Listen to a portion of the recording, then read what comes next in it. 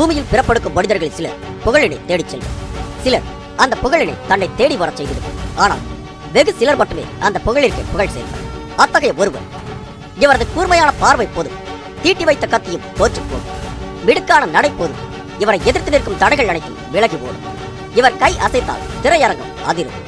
இவரது குழந்தை போன்ற சிரிப்பு ஒன்று போதும் கோடிக்கணக்கான ரசிகர்கள் இவர் வசம். கலைஞராக மட்டுமின்றி மனிதனாகவும் மக்கள் மனதில் நின்றவர். தெய்வத்தால் ஆகாதனிலும் முயற்சிதன் மெய்வருத்த கூலித்தரும் என்பது வள்ளுவன் வாக்கு. தடைகளும் ஏமாற்றங்களும் தோல்விகளும் திறமை மிகுந்த ஒருவனை அடக்கி ஆண்டாலும் விடாமுயற்சியும் தன்னம்பிக்கையும் இருந்தால் அந்த ஒருவனால் தடைகளை தகர்த்தெறிந்து ஏமாற்றங்களை ஏற்றங்களாக்கி தோல்விகளை தனது வெற்றியின் பணிகளாக்கி தன் வாழ்வில் என்றேனும் ஒரு நாள் பெயரோடும் புகழோடும் ஒளிவீசி வெளிர்வான் என்பது ஐயமில்லை. அந்த வகையில் தனது தீராத சினிமா தாகத்தினாலும் விடாமுயற்சியாலும் தன்னையே அர்ப்பணிக்கும் தனது அசாத்தியமான அர்ப்பணிப்பினாலும் தனது அபாரமான நடிப்பினாலும் எண்ணற்ற ரசிகர்களை கவர்ந்து தமிழ் திரையுலகின் முன்னணி கதாநாயகனாக உயர்ந்து தமிழ் சினிமாவின் பொக்கிஷமாக விளங்கி அரசியலிலும் ஒரு தன்னிகரற்ற மனிதனாக தன்னை அனைவரிடத்திலும் சேர்த்துக் கொண்டவர். தமிழ் சினிமாவில் எப்போதும் எத்தனை காலகட்டங்கள் வந்தாலும் இரு உச்ச நடிகர்களை கொண்டுதான் போட்டி நடிகர்களாக பேசுவர். எம்ஜிஆர் சிவாஜி, ரஜினி கமல், விஜய் அஜித், தனுஷ் சிம்பு, விஜய் சேதுபதி சிவகார்த்திகேயன் என இரு வகைகளை பிரிப்பர். ஆனால் 80களின் திரையுலகில் இது சற்று மாறுபாடான நிலையில் இருந்தது. அதன் காரணமாக விளங்கியவர் தான் புரட்சி கலைஞர் விஜயகாந்த். அக்கால ரசிகர்களின் நாடி துடிப்பை துடிப்புடன் அறிந்து வைத்திருந்த விஜயகாந்த் ஒரே நேரத்தில் கிராமிய படங்கள், துடிப்பான இளைஞர் கதாபாத்திரம் அடங்கிய படங்கள், காவல்துறை கதைக்களம் என்று ஆல்ரவுண்டராக இருந்து வந்தார். பல தமிழ் திரையுலகைச் சேர்ந்த நடிகர்களும் வேற்றுமொழி படங்களில் நடித்திருந்த காலகட்டத்தில் தமிழ் திரையுலகம் அன்று வேறு துறையினை தேர்ந்தெடுத்திடாத ஒரே நடிகர் என்ற புகழுடன் வலம் வரும் ஒரே நடிகர் விஜயகாந்த் என்றால் அது மிகையாகாது. ஆந்திராவில் இவரது படங்கள் மொழிமாற்றம் செய்யப்பட்டு வசூலை வாரி குவித்த காலத்திலும் அந்த வாய்ப்பை பயன்படுத்தி தெலுங்கு திரையுலகம் செல்லாத நடிகர் தான் நமது விஜயகாந்த். ரஜினிகாந்த், கமல்ஹாசன், விஜயகாந்த், சத்யராஜ், பிரபு, கார்த்திக், கே பாக்யராஜ் என்று 80களின் தமிழ் திரையுலகில் 7 முன்னணி நட்சத்திரங்களை ஆட்சி கொண்டது என்பார்கள். அப்போது இதில் விஜயகாந்தின் இடம் தனித்துவம் என்பதை அவரின் படங்களை சொல்லும். ஒரே வருடத்தில் ஏராள படங்களில் நடித்து தள்ளிய முன்னணி நட்சத்திரம் என்ற பெருமையும் விஜயகாந்தையை சாரும். தமிழ் திரையுலகில் உச்ச நட்சத்திரங்கள் இருந்த காலகட்டத்தில் தான் இவர் தன் நிலையை போட்டியின்றி பறைசாற்றினார் என்றால் அரசியலிலும் கருணாநிதி மற்றும் ஜெயலலிதா ஆகிய இருவரும் சக்திகள் இருக்கும் போதே நேரடியாக தனிக்கட்சி தொடங்கி வெற்றிகரமாக வாக்கு வங்கியை கைப்பற்றிய மாபெரும் உன்னத மனிதன் தான் விஜயகாந்த் அவர்கள். கமல், ரஜினி என இருவரும் அக்னி நட்சத்திரங்கள் திரையுலகில் வெளிச்சம் பெற்றிருந்த காலகட்டத்தில் கருப்பான கலையில்லாத தோற்றம், எந்தவித சினிமா அரசியல் செல்வாக்கு சார்பு பின்புலமும் இல்லாத விஜயகாந்த் தன்னுடைய கடுமையான உழைப்பினால் மட்டுமே முன்னணி நட்சத்திரமாக மட்டும் தன்னை உயர்த்திக் கொண்டார். தன் வாழ்நாள் முழுவதும் தர்ம காரியத்தில் ஈடுபட்ட தமிழன் விஜயகாந்த் அவர்கள் தமிழ் ஈழ போராட்டத்தில் மிகுந்த ஆர்வம் கொண்டவராக பார்க்கப்பட்டார். விஜயகாந்த் எனும் விஜயராஜ் விருதுநகர் மாவட்டம் அருப்புக்கோட்டை அருகில் உள்ள ராமானுஜபுரம் எனும் சிற்றூரில் பிறந்தவர். தன் பள்ளி படிப்பை தேவக்கோட்டையில் உள்ள பள்ளியில் பயின்ற இவர் பின் சிறு வயதிலேயே தன் குடும்பத்துடன் மதுரைக்கு இடம்பெயர்ந்து வளர்ந்து வந்தார். பிறகு தன் தந்தையின் மேற்பார்வையில் இயங்கிய அரிசி ஆலையில் இளமை பருவத்தில் சிறு சிறு பணிகளை செய்து வந்தார். இவர் தமிழ் சினிமாவிற்குள் வருவதற்கு முன்னதாக ரஜினிகாந்தின் ரசிகர் மன்ற பொருளாளராக இருந்தார். இவரை பார்த்த ரஜினிகாந்த் இவர் பார்ப்பதற்கு என்னை போலவே இருக்கிறார் என்று கூறவே நடிப்பின் மீது முதலில் ஆர்வம் ஆரம்பிக்க துவங்கியது. இந்த ஆர்வம் தான் விஜயராஜை விஜயகாந்தாக மாற்றி சென்னையின் வாசலுக்கு தன் நண்பனான இப்ராஹிம் ராவுத்தருடன் வரவழைத்தது. பின்னர் தன்னுடைய தொடர் முயற்சி காரணமாக 1978ஆம் ஆண்டிலிருந்து தமிழ் திரைப்படங்களில் நடிக்க தொடங்கிய விஜயகாந்த் தமிழ்நாட்டின் முன்னணி நடிகர்கள் ஒருவராகவே மாறிப்போனார். தன்னுடைய யதார்த்தமான நடிப்பு, ஆக்ரோஷமான கோபம் பொருந்திய முகம், வித்தியாசமான ஆக்ஷன், வசன உச்சரிப்பு என இவர் செய்த அனைத்துமே சினிமாவில் இவரை வெகு விரைவாக முன்னணிக்கு கொண்டு சேர்த்தது. பெரிய இயக்குனர், சிறிய இயக்குனர் என பாராது தன்னுடைய பங்கை சரி பங்காக அனைவருக்கும் கொடுத்தவர் தான் விஜயகாந்த். இவர் நடித்த படங்களில் பலவும் காவல்துறை அதிகாரியாகவே இவரை வெளிப்படுத்தியது. இந்த மாதிரியான படங்கள் அனைத்துமே இவரை தமிழ் சினிமாவில் கேப்டன் என்ற செல்ல பெயரில் வலம் வரச் செய்தது. தமிழ் சினிமாவின் அதிகமான ரசிகர் மன்றம் இவருக்கு தான் இருக்கிறது என்பது இவருடைய பெருமைகளில் குறிப்பிடத்தக்கவை. விஜயகாந்த் இதுவரை 156 படங்களில் நடித்திருக்கிறார். மக்களால் புரட்சி கலைஞர் கேப்டன் என்று அன்புடன் அழைக்கப்படும் இவர் நடித்த 100வது படமான கேப்டன் பிரபாகரன் படம் இன்று வரை இவர் நடித்த படங்களில் அனைவரின் ஹிட் லிஸ்டில் உள்ளது.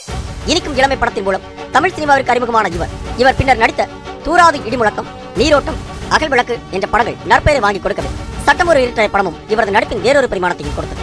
பிறகு நடித்த அனைத்து படங்களுமே இவரை புகழின் உச்சியில் நிறுத்தியது. பட்டை தீட்டப்படாத கருத்த வைரம். இந்த வைரத்திற்கு அரிதாரம் எதற்கு? எரியும் அக்னியை கண்களில் கொண்டு சிவந்த வழிகளோடு அநீதிகளை தட்டி கேட்கும் ஒரு நடிகனாக அல்லாது உண்மையில் அநீதியை தட்டி கேட்க பிறந்த கல்கி அவதாரத்தினைப் போலவே பலரும் கண்கூட கண்டனர் விஜயகாந்த் அவர்கள். எந்த ஒரு கலைஞரும் அடித்தட்டு மக்களை கவர்ந்து விட்டால் அவரது புகழ் காலாகாலத்திற்கும் கொண்டாடப்படும். அப்படிப்பட்ட ஒரு நடிகன் தான் விஜயகாந்த். பொழுதுபோக்கு ஊடகத்தில் கூட சமூக விழிப்புணர்வு கருத்துக்களை மக்களுக்கு பிடித்தவாறு எடுத்து கூறி மனங்களில் நிறைந்த உன்னத கலைஞர் விஜயகாந்த். சட்டம் ஒரு இருட்டறை, தீர்ப்பு என் கையில், இது எங்க பூமி, வைதேகி காத்திருந்தாள், நானே ராஜா நானே மந்திரி, அம்மன் கோவில் கிழக்காலை, சத்திரியன், புலன் விசாரணை, கேப்டன் பிரபாகரன், சின்ன கவுண்டர் என இவர் நடித்த 150க்கும் மேற்பட்ட படங்களில் இது சிறந்தது அது சிறந்தது என எதை தேர்ந்தெடுப்பது என குழம்ப வைக்கும் அளவிற்கு நடித்து தீர்த்தவர் நடிகர் விஜயகாந்த். இவர் மக்களின் மனதில் எந்த அளவிற்கு நிறைந்திருந்தார் என்றால் அவர் நடித்த படங்களில் இருந்தே காண இவர் நடித்த ஊமை விழிகள் திரைப்படத்தில் ஒரு ஒழுக்கம் தவறாத காவல்துறை அதிகாரியாக நடித்திருப்பார். இந்த திரைப்படத்தில் படத்தின் முதல் பாதியை அடுத்து விஜயகாந்த் படத்தில் வருவார். அப்படி இருப்பினும் இந்த திரைப்படம் விஜயகாந்தின் படம் தான் என பலராலும் அறியப்பட்டது. அப்படிப்பட்ட புகழுக்கும் பெயருக்கும் சொந்தம் கொண்டாடும் தகுதியை கொண்டவர் நடிகர் விஜயகாந்த். சினிமாவை மூலதனமாக கொண்டு படிக்கும் திரைக்கலை மாணவர்கள் கூட சாதாரணமாக பலரும் கண்டிருந்த வேளையில் இவரது பயணத்தில் அவர்கள் யாவரும் இருளின் மின்மணி பூச்சியாக வெளிச்சம் கொடுத்தனர். இந்த மாணவர்களால் விஜயகாந்த் கிடைத்தாரா அல்லது விஜயகாந்தால் இந்த மாணவர்கள் இயக்குனர் எனும் அங்கீகாரம் பெற்றார்களா என்று பலரும் யோசிக்கும் அளவிற்கு நகமும் சதையும் போலவே ஒன்று இருந்தது இவர்களது திரைப்பட பயணம். இவரது நடிப்பில் ஊமை விழிகள் திரைப்படத்தை மட்டும் எளிதில் சொல்லிவிட முடியாது.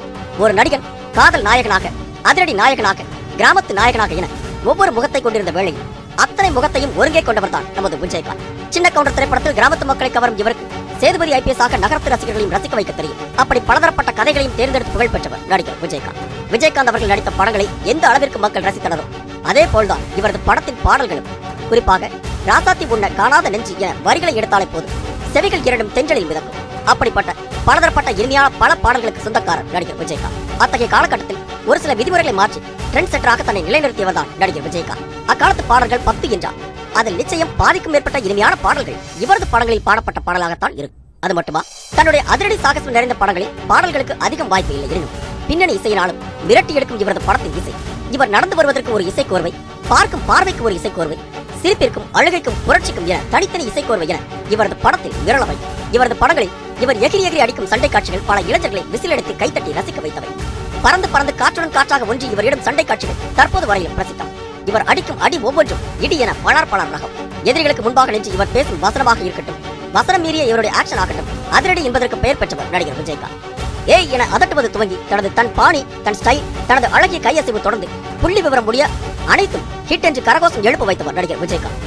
எத்தனையோ படங்கள் வரையும் இவருடைய படங்கள் தனித்தன்மை வாய்ந்த விளக்குகின்றன. திரைப்படங்கள் மட்டுமா, கர்ஜிக்கும் இரு சிங்கங்கள் தமிழகத்தை ஆண்டிருந்த வேளையில் நானும் ஒரு சிங்கமே என்று தனித்து நின்று போரிட்டவர் நடிகர் விஜயகாந்த். அரசியலிலும் தன்னை ஈடுபடுத்திக் கொண்டு ஏழை எளியோருக்கும் பல மக்களுக்கும் உதவ நினைத்தவர் விஜயகாந்த். அப்படியாகவே தனக்கான தனிக்கட்சியும் துவங்கி சிறப்புற நடத்தி வந்தார்.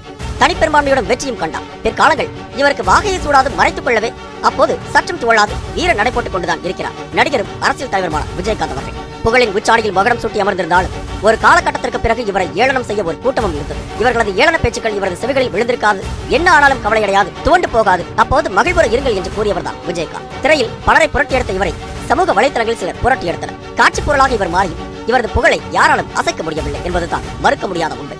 படங்களில் இவரை போல் யாரால் நடித்திட முடியும்? தனக்கான சொத்துக்களை தானே வைத்துக் கொள்ளாது தன்னால் முடிந்தவரை பிறருக்காக உதவி செய்து கொடுத்து சிவந்த கரங்களை பெற்றவர் தான் நடிகர் விஜயகாந்த் அவர்கள்.